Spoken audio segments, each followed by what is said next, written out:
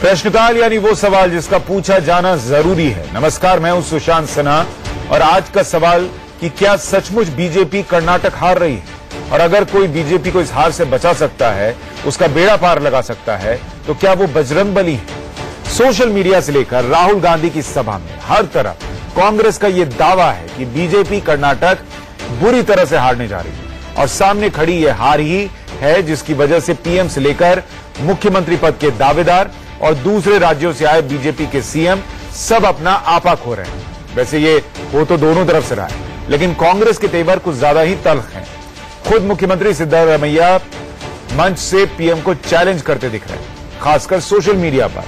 मैं आपको social media की लड़ाई समझाऊंगा, लेकिन उससे पहले आपको एंग्री हनुमान की वो कहानी बताता हूं जो कि बतानी बहुत जरूरी है और कैसे वो कर्नाटक चुनाव में बड़ा मुद्दा बन चुकी है। इसे समझिए। गुरु चरण सरोज रज निज मन मुकुर सुधार। सोच रहे होंगे कि मुद्दा कर्नाटक चुनाव का है और अचानक हनुमान चालीसा क्यों? वो इसलिए कि कर्नाटक चुनाव में हनुमान बड़ा चुनावी मुद्दा बनते जा रहे हैं, लेकिन थोड़ा फर्क है। हनुमान का रूप बदला हुआ है और ये हनुमान गुस्से में है। गुस्से वाले हनुमान कर्नाटक के चुनाव पर छाते जा रहे हैं। वो मुद्दा बन जाएंगे ये किसी ने सोचा नहीं होगा, लेकिन आज ये हकीकत है कि प्रधानमंत्री, उत्तर प्रदेश के मुख्यमंत्री योगी आदित्यनाथ सब के सब इस एंग्री हनुमान का नाम मंच से ले रहे हैं।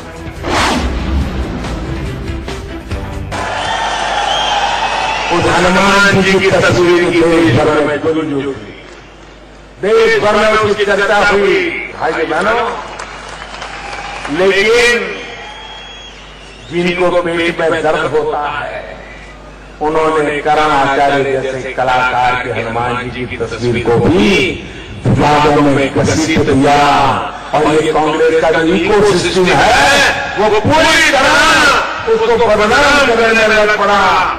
सवाल ये है कि कर्नाटक से हनुमान का क्या नाता है? दरअसल दावा ये है कि अयोध्या के राजा प्रभु श्री राम को कर्नाटक के जंगलों में ही हनुमान मिले थे। सनातन धर्म के मुताबिक ये बात त्रेता युग की है। हनुमान अंजनी पुत्र हैं और कर्नाटक में अंजनी पर्वत आज भी है।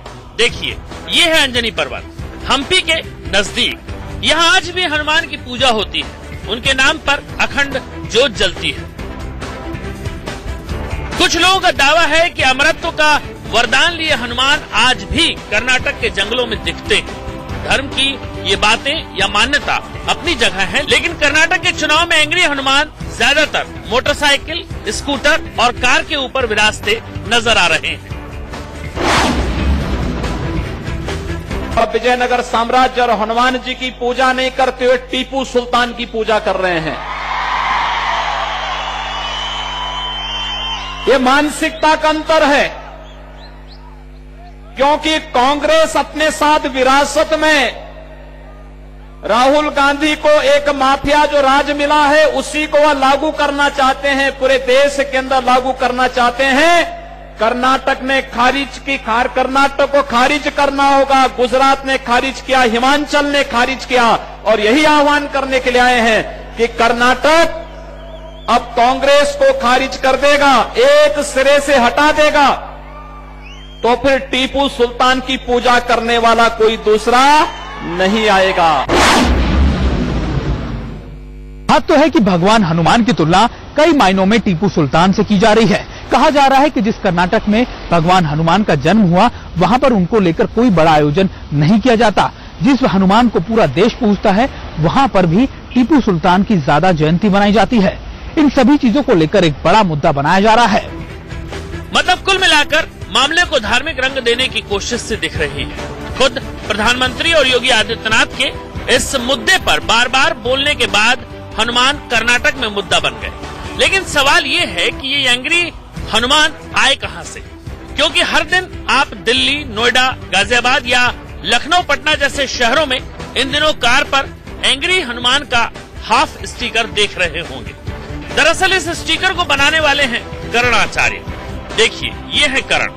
क्यों इस स्टिकर की डिजाइन की गई, इस पर करण कहते हैं, एक धार्मिक यात्रा में इस्तेमाल होने वाले झंडे के लिए मुझे कुछ लोगों ने अप्रोच किया उन्हें हनुमान जी की ऐसी तस्वीर वाला स्टिकर चाहिए था जिसमें अन्याय और कुरीतियों से लड़ते हुए हनुमान के चेहरे पर गुस्से का भाव हो।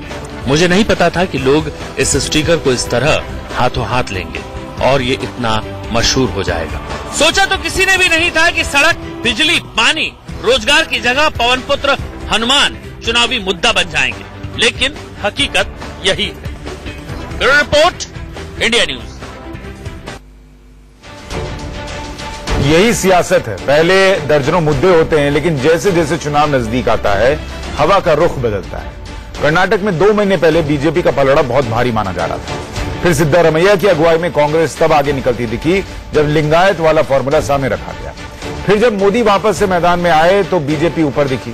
अब एक बार फिर से कांग्रेस के आगे चलने की बातें की जा रही हैं और इसका दावा कर्नाटक पर नजर रखने वाले कई पत्रकार भी कर रहे हैं।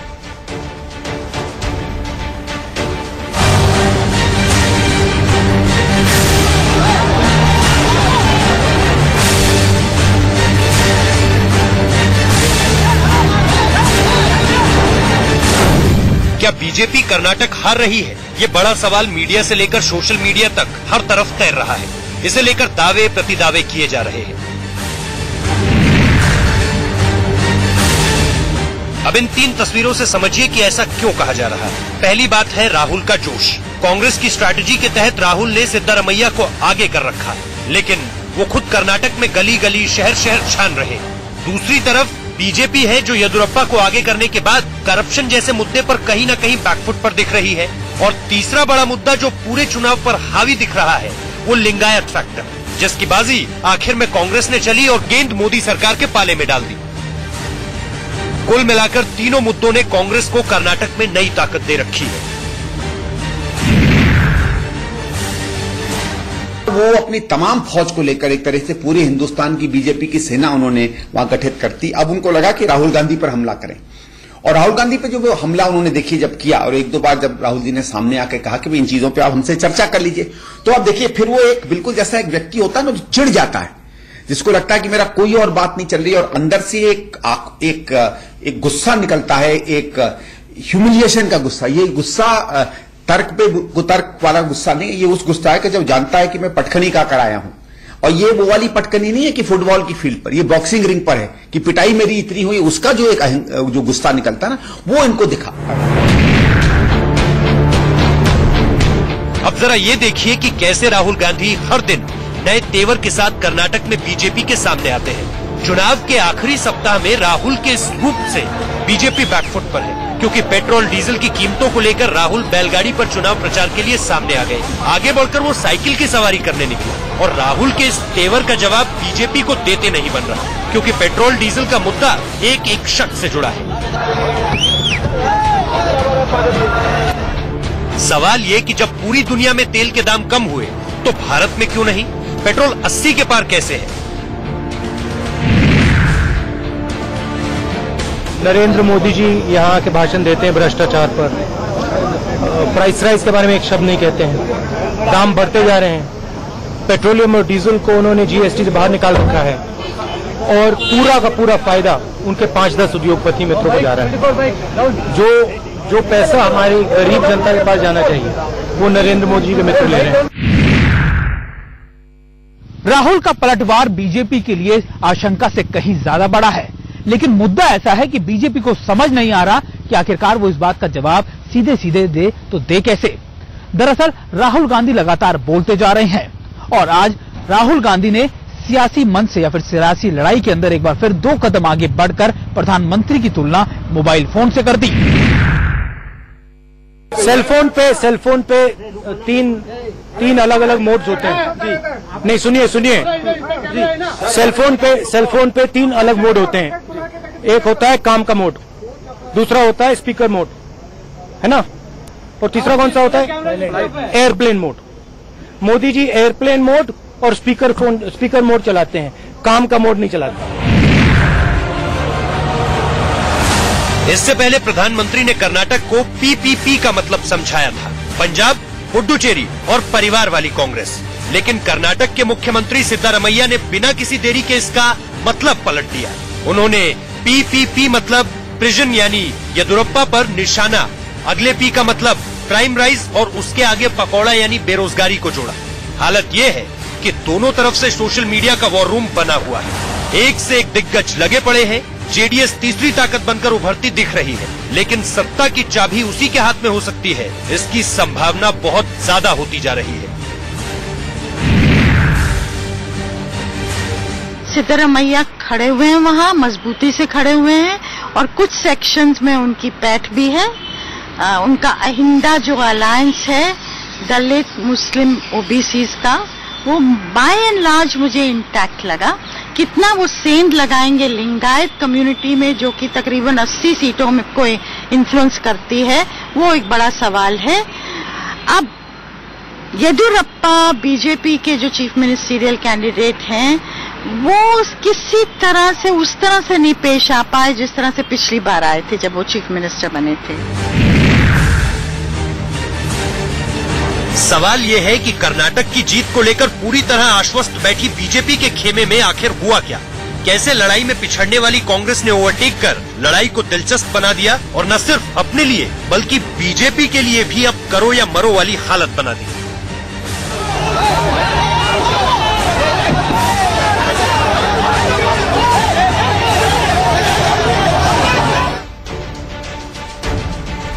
क्या बीजेपी कर्नाटक की इस रेस में पीछे चल रही है? ये सवाल इसलिए भी उठा क्योंकि प्रधानमंत्री नरेंद्र मोदी पहले 15 रैली करने वाले थे, जिसे बढ़ाकर 21 करना पड़ा है। क्या ये पूरी ताकत झोंकने जैसा नहीं है कि पीएम शायद कुछ और सीटें दिला दे? खैर, पिछले एक दशक में इलेक्शन के कैंपेन का तरीका पूरी तरह बदल गया, खासकर 2014 के चुनाव के बाद। अब डोर टू डोर कैंपेन जितना इफेक्टिव है, उतना ही सोशल मीडिया भी है जो घर घर में पहुंच बनाए हुए है। हम आपको समझाना चाहते हैं कि इसी सोशल मीडिया ने एंग्री हनुमान को कैसे घर घर तक पहुंचा दिया। और आज की तारीख में इस सोशल मीडिया की ताकत इतनी है कि पीएम, सीएम, पूर्व सीएम, मंत्री सबकी सभा इसके सामने फेल है। ये कर्नाटक में बीजेपी का ट्विटर हैंडल हम आपको दिखा रहे हैं। 1,59,000 इसके फॉलोअर हैं। खुद पीएम भी इसे फॉलो करते हैं और इस हैंडल से अभी तक 1,83,000 ट्वीट किए गए हैं। कर्नाटक में कांग्रेस के ट्विटर हैंडल पर फॉलोअर हैं 34,224। मतलब यहां बीजेपी कांग्रेस के बहुत आगे दिख रही है। अब फेसबुक पर आपको दिखाते हैं। कर्नाटक बीजेपी का फेसबुक पेज है और इसके फॉलोअर हैं 5,40,026। लाइक्स हैं 5,28,763। मुख्यमंत्री पद के उम्मीदवार येदियुरप्पा को ट्विटर पेज पर करीब करीब 2,40,000 लोग फॉलो करते हैं। फेसबुक पर उनके फॉलोअर 1.5 लाख हैं, जबकि कांग्रेस के सोशल मीडिया पेज पर नजर डालिएगा तो मुख्यमंत्री सिद्धारमैया के ट्विटर पेज पर 1,30,000 फॉलोअर हैं। यहां भी येदियुरप्पा सिद्धारमैया से आगे है। अब देखिए कि कैसे सोशल मीडिया पर तलवारें खिंच जाती हैं। कहा जा रहा है कि हर घंटे 1 लाख मैसेज बीजेपी और कांग्रेस की सोशल मीडिया टीम लोगों के मोबाइल फोन पर भेज रही है। बीजेपी और कांग्रेस दोनों ने बेंगलुरु में दो वॉर रूम बना रखे। दोनों पार्टियों के पास 30 एक्सपर्ट्स की टीम है। इसमें सोशल मीडिया एक्सपर्ट, आईआईएम से निकले प्रबंधक, कानून के जानकार, पूर्व मीडिया कर्मी सब शामिल हैं। व्हाट्सएप पर कितने ग्रुप बने हैं जरा उसको देखिए। करीब करीब 23,000 व्हाट्सएप ग्रुप हैं। हर ग्रुप में 80 से 100 लोग हैं। इसके बाद एक कोर टीम है जिसमें बीजेपी की तरफ से 5 लोग हैं, जबकि कांग्रेस की तरफ से 4 लोग। ये लोग येदियुरप्पा सिद्धारमैया के ट्विटर हैंडल पर नजर रखते हैं। कर्नाटक में 1,65,00,000 लोग इंटरनेट का इस्तेमाल करते हैं। देश के दूसरे राज्यों के मुकाबले ये संख्या कहीं ज्यादा है। देश की साइबर सिटी कर्नाटक की राजधानी है बेंगलुरु और लिहाजा ये लाजमी है कि इंटरनेट पर भी प्रचार उतना ही तीखा होगा। लेकिन बीजेपी का कहना है कि कर्नाटक में आखिर में जीत उसी की हो। कर्नाटक में भारतीय जनता पार्टी जीत रही है और प्रचंड, मतलब जो बहुमत का आंकड़ा है उससे 7-8 सीट हम लोगों की ज्यादा ही आ रही है। किस बिहाफ पे कह रहे हैं? किस हिसाब से अकेले इस बिहाफ पे कह रहे हैं कि कर्नाटका के लोगों ने कांग्रेस का भ्रष्टाचार देख लिया है। कर्नाटका में जो भी चीज अभी है, अगर वही भारतीय जनता पार्टी का मुख्यमंत्री हो, जब देश के प्रधानमंत्री नरेंद्र मोदी जी हैं, तो कभी भी सरकार देश की और राज्य की जब दोनों एक हो जाती है तो उसकी स्पीड 4 गुनी ज्यादा हो जाती है। इसको कर्नाटका ने जान लिया है।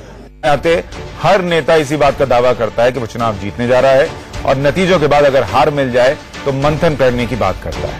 अब जनता क्या सोच रही है, ये जब चुनावी नतीजे आएंगे तभी पता चल पाएगा। प्रश्नकाल में आज के लिए इतना ही। नमस्कार।